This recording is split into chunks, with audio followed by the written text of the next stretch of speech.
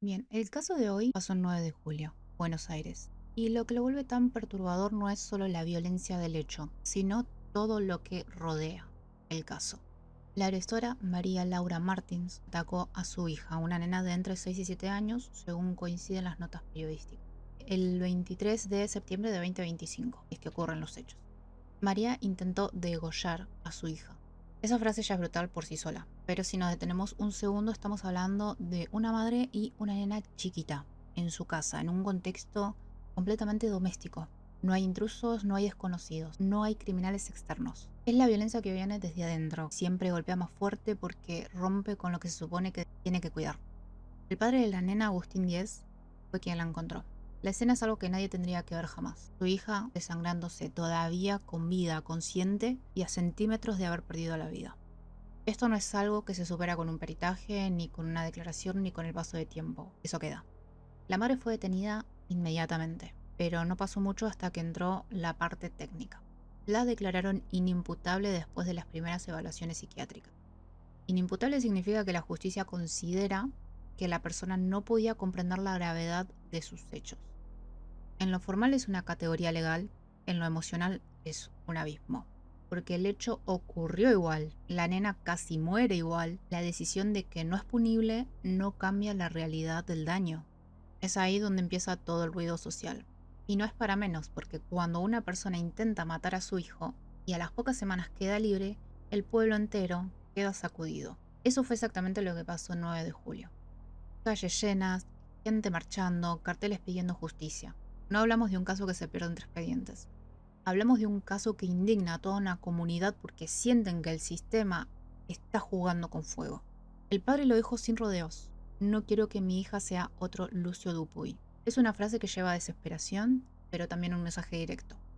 Ya vimos lo que pasa cuando el Estado no escucha. No queremos repetirlo.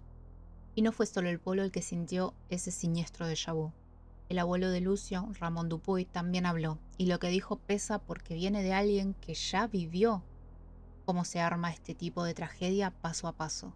Para él, lo que estaba pasando el 9 de julio tenía un patrón demasiado parecido con su caso.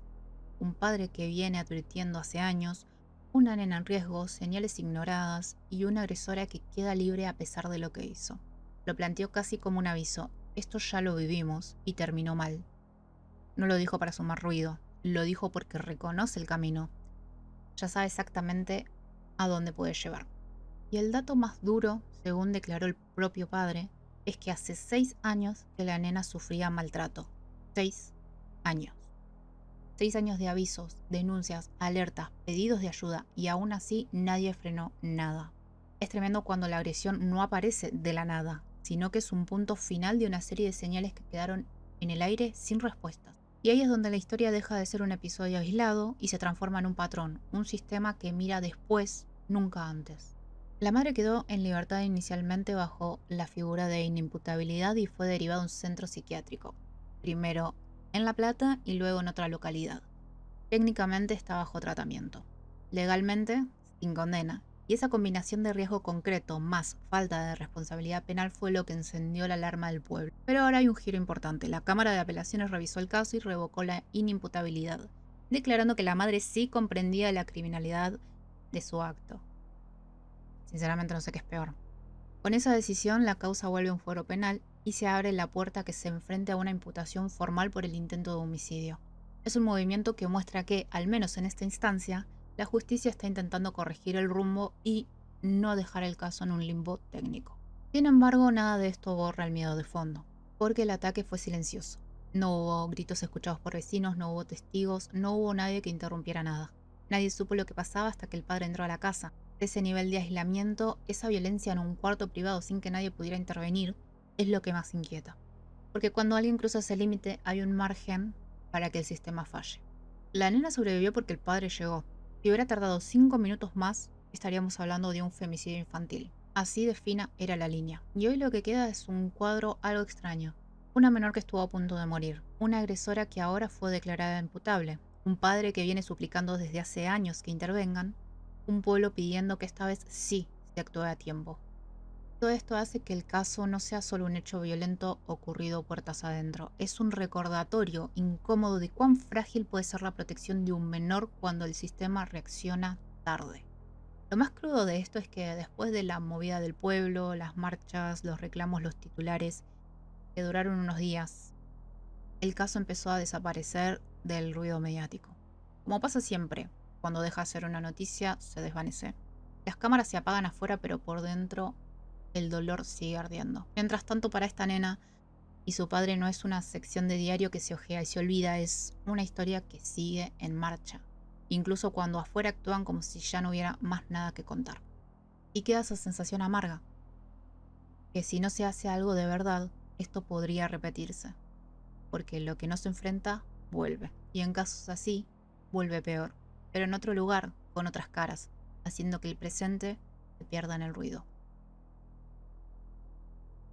Vamos a hablar de un caso que conmocionó a San Francisco Solano, partido de Almirante Brown, provincia de Buenos Aires, y que pone sobre la mesa varias preguntas sobre la conducta humana y las fallas del sistema de protección familiar.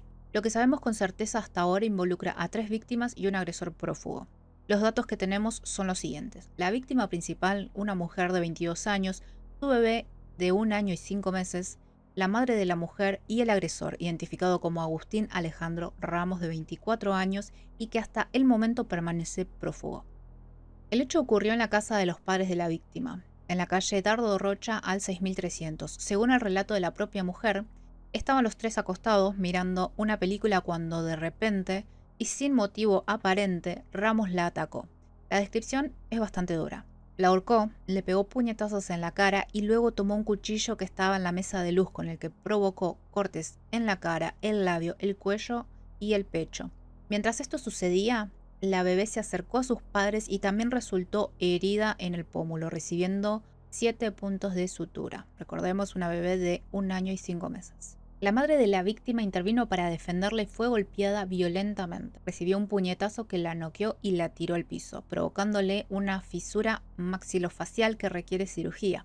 El padre de la víctima evitó recibir lesiones graves, pero la violencia del ataque afectó a toda la familia. Según la denuncia, Ramos pidió irse de la casa después de la intervención del padre y la víctima llamó inmediatamente a la policía.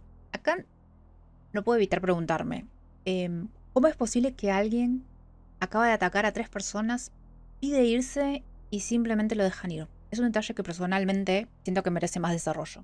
Sigamos. La causa está a cargo de la comisaría 10ª de San Francisco Solano. Por el momento la carátula es lesiones, aunque no se descarta que pueda agravarse a medida que avance la investigación. La mujer ha expresado públicamente su miedo diciendo que mientras él esté libre no puede dormir ni vivir tranquila, lógicamente. Y esto nos lleva a un punto crucial. La sensación de inseguridad frente a un agresor que ya mostró una conducta extremadamente violenta todavía sigue suelto. Otro aspecto que surge es que tras la difusión del caso, aparecieron testimonios de otras mujeres que acusan a Ramos de episodios previos de violencia y ataques sexuales. Estas denuncias todavía se encuentran en investigación, pero indican un patrón de comportamiento preocupante. Cuando analizamos los hechos, hay varios puntos que llaman la atención y que deberían generar reflexión. Primero, la imprevisibilidad del ataque. Según la víctima, no hubo discusión previa ni desencadenante aparente. Segundo, la gravedad de las lesiones. No estamos hablando de un forcejeo, son heridas que pueden dejar secuelas físicas y psicológicas. Tercero, la vulnerabilidad del entorno. El agresor atacó en la casa de los padres de la víctima, lo que plantea preguntas sobre la protección familiar y la capacidad del sistema judicial para intervenir antes de que ocurra un daño irreversible. También queda la cuestión del móvil. Por ahora no hay confirmación oficial de qué provocó este ataque, más allá de lo que la víctima relató, un acto repentino y violento de su pareja. Esto nos lleva a cuestionar la salud mental del agresor y cómo los antecedentes de violencia no detienen la escalada hacia hechos cada vez más graves. Ramos logró atacar, lastimar gravemente a 3 personas y permanecer prófugo durante horas o días. No lo sabemos con certeza aún, por lo que la resolución del caso sigue abierta. La búsqueda del agresor continúa y la justicia debe calificar la causa más allá de lesiones. Mientras tanto, las víctimas enfrentan el impacto físico y emocional del ataque. La bebé está en recuperación después de los puntos de sutura, la mujer requiere atención médica y psicológica, y la madre de la víctima necesita cirugía por la fractura facial. Lo que deja este caso, además de la indignación que genera, son preguntas sobre la conducta humana y sobre cómo una persona puede pasar de una relación aparentemente normal a un ataque de esta magnitud. También evidencia la necesidad de sistemas que protejan de manera efectiva a las víctimas y prevengan que episodios de violencia doméstica escalen hasta poner en riesgo sus vidas. En definitiva, este caso no es solo un hecho policial, es un recordatorio crudo de que la violencia puede irrumpir de manera brutal en la vida cotidiana afectando a los más vulnerables. Y mientras el agresor esté prófugo, la sensación de inseguridad permanece, lo que hace de la recuperación de las víctimas aún más difícil. La justicia y la sociedad enfrentan un desafío el día de hoy: responder rápido, proteger, aprender de cada situación para que no se repitan tragedias similares y sobre todo que no se pierda en el ruido.